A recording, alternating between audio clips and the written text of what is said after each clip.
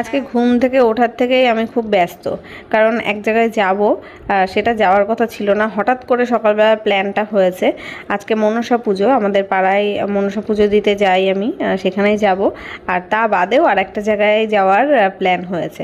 তো সেখানে যাওয়ার জন্য এখন একটু প্রস্তুতির দরকার আছে। সকাল সকাল আমার রান্নাটা করে নিতে হবে। রান্না বলতে শুধু ভাত করব, তারপরে কি সবথেকে বড় কাজ যেটা, আজকে ব্লগ এডিট করে ছাড়তে হবে। মাঝে একদিনকে বাদ চলে গেছিলো, মানে কালকেই তো কামাই হয়ে গেছিলো। কালকে সেই সোমবারের পুজো দিতে গিয়ে এসে আর এত টায়ার্ড লাগছিল, এডিট করা হয়নি আর ভিডিও পোস্ট করতে পারিনি। তো আজকে সেটা করতেই হবে সকালবেলা। এখন এই যে ঘরের দর গোছাতে চলে আসলাম, বিছনাটা তুলেই আমি বসবো এডিটে। তারপর মানে রান্নাবান্না করে স্নান করে আগে পাড়ার এখানে পুজোটা দিয়ে আসবো, তারপরে যাব যেখানে যাওয়ার কথা আছে, সেটা সারপ্রাইজ। তোমরা দেখতে থাকো, আশা করছি খুব ভালো লাগবে। যেখানে যাব জায়গাটা খুবই সুন্দর, আমার অনেকদিন ধরে যাওয়ার ইচ্ছা ছিল। একবার গেছিলামও, কিন্তু এমন টাইমে গেছিলাম তখন সব যা দেখার সব শেষ হয়ে গেছিলো। সেইটাও ব্লগে আছে, আমার 2 বছর আগে বোধহয় গেছিলাম সেইখানে।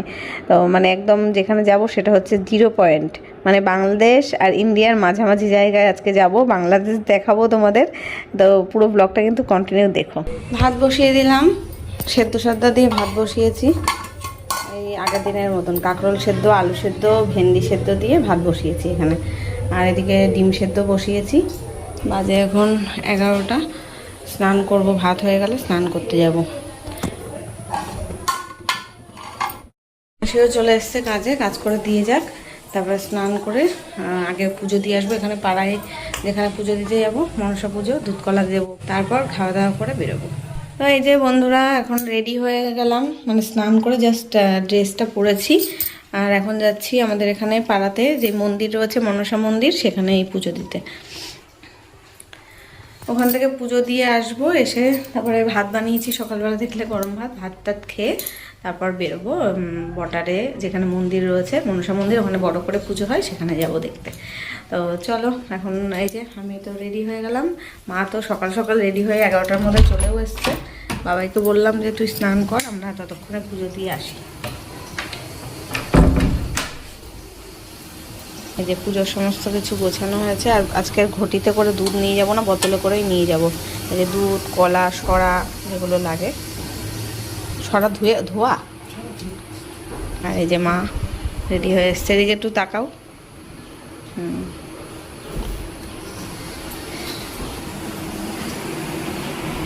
বাইরে প্রচণ্ড রোদ, বাড়ি এসে জামা কাপড়গুলো তুলে তাই যাবো।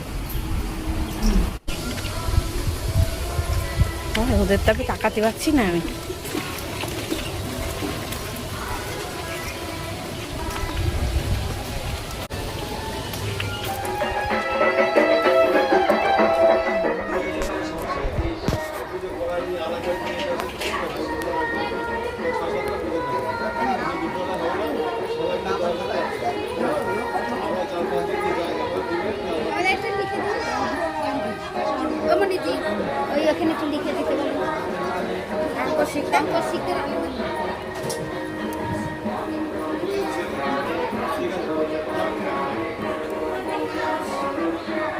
আমরা এসে দেখছি এখনো নতুন ঠাকুর নিয়ে আসা হয়নি, মানে এবছরের যেই প্রতিমা নিয়ে আসবে সেটা আনা হয়নি, এটা গত বছরেরই রয়েছে।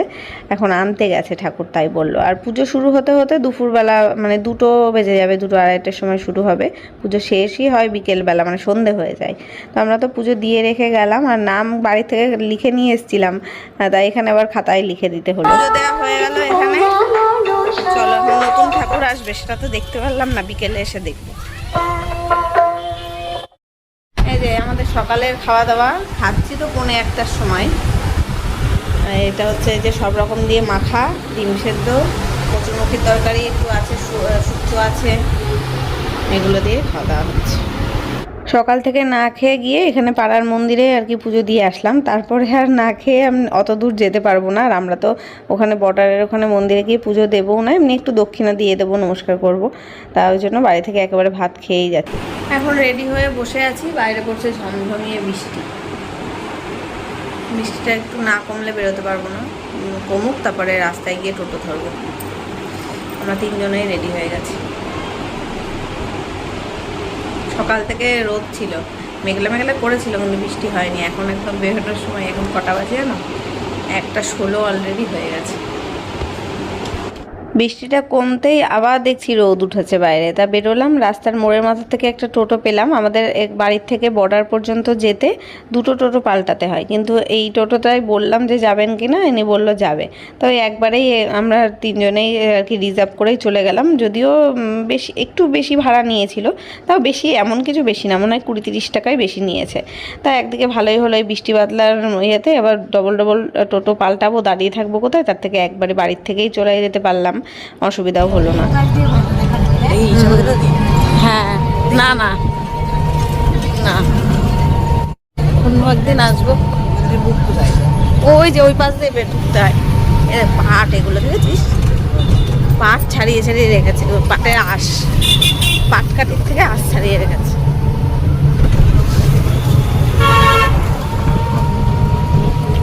আমরা এখন বনগাঁ থেকে যশোর রোড ধরে এগিয়ে চলেছি পেট্রাপোল বর্ডারের দিকে। আর এই যশোর রোডটা কলকাতা থেকে শুরু হয়ে একদম বাংলাদেশের যশোর জেলা পর্যন্ত চলে গেছে। আর আমাদের পেট্রাপোল বর্ডার যেটা ইন্ডিয়ার, আর বাংলাদেশের যেটা বর্ডার রয়েছে ওপারে বেনাপোল। তো আমরা সেখানেই যাচ্ছি, পেট্রাপোল বর্ডারে। রাস্তার দুধারে এত সুন্দর মনোরম পরিবেশ, গাছগুলো সুন্দর সারি সারি দেয়া, অনেক প্রাচীন গাছ। এটা ঐতিহাসিক তথ্য অনুযায়ী যশোর জেলার কোনো এক জমিদার তিনি এই গাছগুলো রোপণ করেছিলেন, যাতে রাস্তার মানুষরা ছাওয়াপূর্ণ রাস্তা দিয়ে যেতে পারে, মা বোনেরা গঙ্গা স্নান করতে যাওয়ার সময় যাতে ছাওয়া রাস্তা দিয়ে যেতে পারে, সেই কারণে। তো রাস্তা দিয়ে আসার সময় চারিদিকে দৃশ্য দেখে এত মানে মনটা জুড়িয়ে যাবে, এত সুন্দর ঠান্ডা আবহাওয়া। কিন্তু অনেক গাছ এখন দেখছি কাটা পড়ে গেছে, অনেক গাছ নেই। আগে তো যখন আমরা অনেক ছোটোবেলায় আসতাম তখন আরও সুন্দর ছায়াযুক্ত রাস্তাটা ছিল। ওই যে ওই যে ওই একদম চলে যাবে ওই পাশে, ওখানে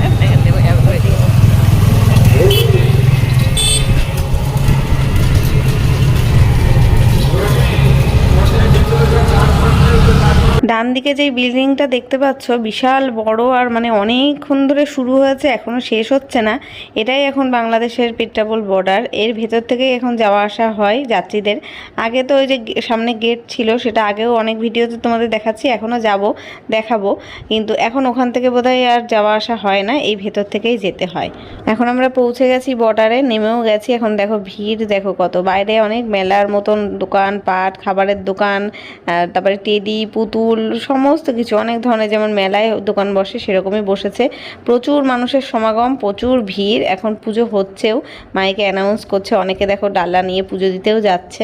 বাবা এখানে এসে বললো একটু আখের রস খাবে, তা ওকেই কিনে দিলাম। মাকে জিজ্ঞেস করলাম, মা বললো না ভাত খেয়ে এসেছি, খাবো না। আর আমি তো খাবোই না, আমার কদিন আগেই পেট খারাপ থেকে উঠেছি, আর আমার ইচ্ছাও করছিল না খেতে, তা বাবাইকেই একটা কিনে দিলাম, সেটা খেলো। আপনার দান বিফলে যাবে না। হ্যাঁ তাই তো বলছি। এই যে আমরা এখন রয়েছি পেট্রাপোল বর্ডারের একদম সামনে। এই ব্যারিকেড দেওয়ার ওপাশে আর যেতে দিচ্ছিল না বিএসএফরা, আজকে আটকে দিয়েছিল। আগে তো আমরা ওই গেটটা দেখা যাচ্ছে না সামনে, ওই গেট পর্যন্তও যেতাম। ওই যে ওপাশে দেখা যাচ্ছে অরেঞ্জ কালারের, ওই দিকটা আর কি বাংলাদেশ, আর গেটের এপাশটা হচ্ছে ইন্ডিয়া। তো আমরা এই যে এখন 0 পয়েন্টে রয়েছি যেখানে পুজোটা হচ্ছে, এপারে আমাদের ইন্ডিয়ার ভেতরেই আর কি। এটা একটা বাগানের মধ্যে পুজো হয়, মানে দেখতে পাচ্ছ তো চারিদিকটা, মানে পরিবেশটা খুব সুন্দর। নদীর পাড়, ইছামতি নদীর পাড়ে একদম চারিদিকে বাঁশঝাড় বাগান রয়েছে, তার মধ্যে আর কি একটা মন্দির, মনসা মন্দির, খুব জাগ্রত। প্রত্যেক বছর প্রচুর মানুষ আসে এখানে পুজো দিতে, দূর দূরান্ত থেকেও আসে। আমি দেখলাম যে অনেকে শুনছি অন্য মানে আমাদের বনগাঁর বাইরে থেকেও দূরে দূরে, মানে যাতে ট্রেনে বাসে করে আসতে হয় সেরকম দূরের থেকেও এসছে অনেক ভক্তরা।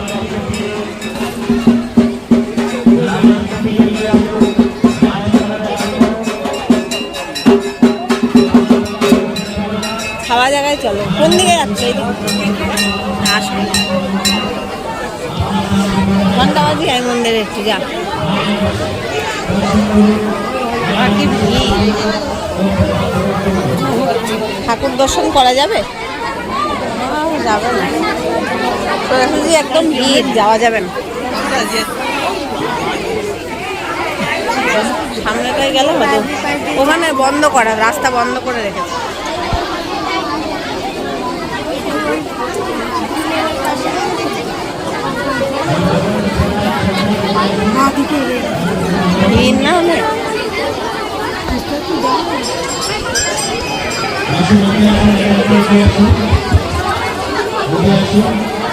মন্দিরের ভিতরে তো পুজো হচ্ছে, সেখানে সব ভক্তরা আছে। আর এইখানে দেখো দুধকলা দেওয়া হচ্ছে। এটা গত বছরের পুরনো প্রতিমাটা বাইরে বের করা রয়েছে, এইখানেই সবাই দুধকলা দিয়েছে। কত মানুষ পুজো দিয়েছে বুঝতে পারছো, একদম ওই মাথার থেকে এই মাথা পর্যন্ত। আর ওই যে ওপাশে দেখা যাচ্ছে কচুরিপানায় ভর্তি, ওটা হচ্ছে ইছামতি নদী। আর ইছামতি নদীর ওপাশে ওই যে বাঁশঝাড়গুলো দেখা যাচ্ছে, ওইটা হচ্ছে বাংলাদেশ। মানে কাঁটাতারের ওপাশটা বাংলাদেশ, এপাশটা ইন্ডিয়া, মাঝখানে ইছামতি নদী বয়ে যাচ্ছে। কি দারুণ দৃশ্য, তাই না বলো? আর শুনেছি, মা বললো আগে যখন মা আসতো, ওই প্রতিমার পেছন দিকে নাকি একটা গর্ত রয়েছে, সেইখানে নাকি প্রচুর সাপ রয়েছে। মা প্রায় অনেক বছরই এসছে, আমারই বোধহয় এই ফার্স্ট আমি এসে পুজোটা দেখতে পাচ্ছি। আমি কোনোবার এইভাবে আসিনি। একবার এসেছিলাম সন্ধ্যের দিকে, তখন সন্ধ্যা আরতি হচ্ছিল। তাড়াতাড়ি তাড়াতাড়ি করে, মানে 5 মিনিট কি 10 মিনিটের মধ্যেই চলে যেতে হয়েছে, বিএসএফরা বের করে দিচ্ছিল। সন্ধে হলে আর এখানে 5টার পরে আর কাউকে আর কি অ্যালাউ করে না। তো ওই যে কাঁটাতারের বেড়াটা দেখতে পাচ্ছ, ওই পাশে একটা দেখতে পাচ্ছ ঘর রয়েছে, টিনের ঘর। ওখানে দুটো বাচ্চা খেলছে, অনেকক্ষণ থেকে আমি দেখছিলাম। আমি জুম করে তাই এবার আমি ওদের ভিডিওগুলো আর কি তুললাম। মানে কেমন জায়গাটা ভাবো, আমরা এই পাশ থেকে ওদের দেখছি, ওরা ও পাশ থেকে আমাদের দেখছে।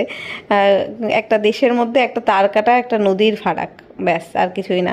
কে কে আমার ভিডিও দেখছো বাংলাদেশ থেকে আমাকে কমেন্ট করে জানিও। হ্যাঁ, তো এই যে এখানে তো বিএসএফরা সব গার্ড দিয়ে দাঁড়িয়ে রয়েছে, ওইদিকে আর মানে কাঁটাতারের ওই অবধি যেতেও দিচ্ছে না সবাইকে আর কি। গেলেই একদম ধমক দিয়ে তাড়া করছিল আর কি। তো ওই যে দেখো বাচ্চাগুলো ওর পাশে আর কি দেখছে, ওরাও ভাবছে এখানে কি হচ্ছে। আমরা যেমন ওই দিকটা দেখে একটু অবাক হচ্ছি, যদিও কিছুই না, সবই মাটি আকাশ সবই এক, তবুও দুটো দেশের মাঝখানে এই যে ব্যবধান, এটাই হচ্ছে কথা।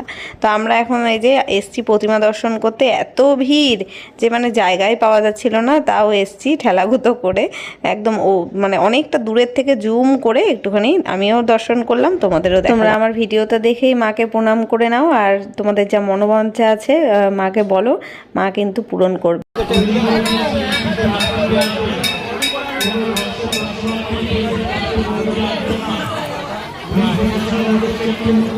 আমরা বার্তা দিতে যাই, আপনারা দেখুন কেউ বিএসএফের ক্যাম্পের মধ্যে আসবেন না, বিএসএফ ক্যাম্পের মধ্যে আসবেন না। এটিএমের পাশ দিয়ে নির্দিষ্ট রাস্তা আছে মন্দিরের, সেই আসছেন, মন্দিরে আসছেন কিংবা মন্দির থেকে বাইরে আসছেন, তাদের নির্দিষ্ট রাস্তা ছাড়া কোনো রাস্তা ব্যবহার করবেন না। অন্য রাস্তা ব্যবহার করবেন না, বিএসএফের ক্যাম্পের মধ্য দিয়ে কেউ আসবেন না। এগিয়ে আসুন, এই জায়গাটা অনেকটা ভিড় করবেন না। হ্যাঁ, ওই জঙ্গল আর নদী ওইদিকে কি করে যাবে? ওখানে পাশে দাঁড়ান, বলে দেবে অঞ্জলি কখন।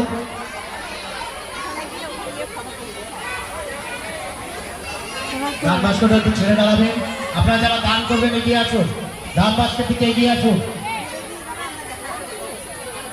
দূর দূরান্ত থেকে আসা সমস্ত দর্শক ও দর্শনার্থীদের বলছি, আপনারা প্রসাদ না নিয়ে কেউ যাবেন না। মাইকের দায়িত্বে যিনি আছেন, আসো সবাই দাঁড়ায়, হাওয়ায় দাঁড়ায়। মাইকের দায়িত্বে যিনি আছেন, মন্দিরের পাশে একটি ফ্যান বন্ধ হয়ে গেছে, স্ট্যান্ড ফ্যান বন্ধ হয়ে গেছে। তার উদ্দেশ্যে বলছি, মন্দিরের পাশে একটা স্ট্যান্ড ফ্যান বন্ধ হয়ে গেছে, ওই ফ্যানটা একটু চালু করে দিয়ে দাও। বসার জায়গায় নেই। আগেরবার আমরা যখন এসেছিলাম এই দিকে বিএসএফ ক্যাম্পের মধ্যে দিয়ে এসেছিলাম, এবার সেই রাস্তাটা বন্ধ করে দিয়েছে। আর চারিদিকে গার্ড দেখতে পাচ্ছ, যেদিকে তাকাবে সব বিএসএফরা গার্ড দিয়ে রেখেছে। অনেকে ওই যে নদীর পাড়ে চলে যাচ্ছে, তাদের ধমক দিয়ে এদিকে নিয়ে আসছে। তো যদিও ওই জলের মধ্যে দিয়ে কেউ যেতে পারবে না, তবুও সেফটির জন্য এটা তো করতেই হয়, দেশের সেফটি বলে কথা। বাড়ি থেকে বেরোচ্ছিলাম তখন ঝমঝমে বৃষ্টি হলো না, এখন দেখেছো টাটা ফোটা রোদ একদম। এই রোদের চোটে ঘাম হচ্ছে, বা ঘাম মুছতে গিয়ে কপালের সিঁদুরটা পুরো সারা মুখে আমার লেপটে গেছে, মানে রুমাল দিয়ে মুছেছি, সারা মুখে একদম লেগে গেছে। তা মা দেখে, আমি তো দেখিওনি, এইভাবে ঘুরছিলাম, মা বলছে যে দেখ তোর মুখে কি অবস্থা। তা আবার এখন মুছছি এটাকে মুছে মুছে। আর বসার জায়গা চেয়ার আর পেলাম না, এখানে একটা গাছতলায় বট গাছ না অশ্বত্থ গাছ রয়েছে, নিচে বেদি করা রয়েছে, সেখানেই আর কি প্লাস্টিক পেতে বসলাম সবাই খানিকক্ষণ। এখানে খিচুড়ি খাওয়াচ্ছে, আবার প্রসাদ খাওয়াচ্ছে বাইরে, তো ভেবেছি যাওয়ার সময় একটু খিচুড়ি খেয়েই যাবো। মায়ের দর্শন করুন, মায়ের চরণে দান করুন।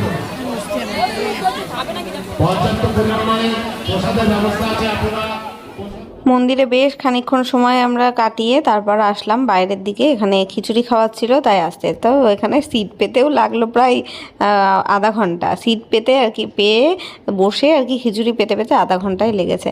তারপরে এই যে গরম গরম খিচুড়ি চলে এসছে, যদিও আমি এতটা খেতে পারিনি, খানিকটা খেয়েছিলাম, প্রচণ্ড গরম তো, রোদের তাপ। বাবাই আর খায়নি, মা আর আমি একটু খেলাম। বাবা এই তো ওই যে ভাত খেয়ে আসলো, ও বলছে আমি খাবো না এখন কিছু, আমাকে বিরিয়ানি কিনে দেবা বাড়ি যাওয়ার পথে। তাই এখন এই যে টোটোয় বসে পড়েছি, বাড়ির দিকে যাব। আর এইখানে না যাওয়ার ইচ্ছা ছিল একটু ওই বর্ডারটার ভেতরে দেখতে। তা আমি ভাবলাম কেউ যাচ্ছে না ওদিকটা, বোধহয় গেট বন্ধ, মানে গেটটা বন্ধ ভেজানো মতন দেখলাম, ভাবলাম হয়তো ভেতরে ঢুকতে দেবে না। তারপরে টোটো পেয়ে গেলাম দেখে, আর এতটা হেঁটে আসিনি। এটা দেখেছো, এর মাথা অবধি হেঁটে পৌঁছাতে 10 মিনিট টাইম লাগবে আমাদের। তাই এতটা রোদের মধ্যে আবার হাঁটবো, হেঁটে যাব, এই ভুল করেছি, এটা যায়নি। অনেকেই দেখছি ছেড়েছে ওখানে গেছে, মানে ভুল করলাম, এতটা দূর গেলাম, ওই বর্ডারটাই না দেখেই চলে আসলাম ভেতর থেকে। তারপরে এখানে বাবা একটা জুতো কিনবে বললো চটি, তাই একটু বিশাল মেগা মার্টে এসেছিলাম। এখান থেকে বাবা আবার একটা খাবার জিনিস কিনলো, নিয়ে এখন আবার যাব আর কি বাজারের দিকে। বাবার আর কি বিরিয়ানি কিনতে যাব, খাবে বললো। তা ওকে মানে ও তো দুপুর থেকে কিচ্ছু খায়নি, ওই যে সেই ওখানে গিয়ে আখের রস খেয়েছিল একটা, তাই যে বিরিয়ানিটা কিনবো এখন এখান থেকে। আর আমার এত জল তেষ্টা পেয়েছে, জল ওখানে অবশ্য কিনে খেয়েছিলাম খিচুড়ি খাওয়ার পরে। তা বাবাইকে পাঠালাম একটা কোল্ড ড্রিঙ্কস আনতে, বললাম যা নিয়ে আয়। আর একটু খিদেও দেখছি বিকেলের দিকে পাচ্ছে, খিচুড়ি সেইভাবে তখন খাইনি, তাই একটা রোল নিলাম, আমি আর মা দুজনে খাবো খুনি। এখন এই যে সন্ধে হয়ে গেছে, আমরা বাড়িতে ঢুকলাম 6টা বাজে, 6টা 20, 6টা 20 বাজে। না ফোন এরম লাল হয়ে গেল কি করে? ঠিক আছে। বাবার জন্য যে দিদা বিরিয়ানি কিনে দিয়েছে, এখন বিরিয়ানি খাচ্ছে, আর আমরা একটা রোল কিনে নিয়ে আসলাম, এগ রোল খাবো। ভীষণ টায়ার্ড, চোখ মুখের অবস্থা দেখলে বুঝতে পারছো। ফ্রেশ হবো, ফ্রেশ হয়ে আবার পরে এখানে পুজো দিয়ে এসেছি, সন্ধ্যেবেলা গিয়ে আর পরে যাবো 7টার দিকে গিয়ে প্রসাদ নিয়ে আসবো।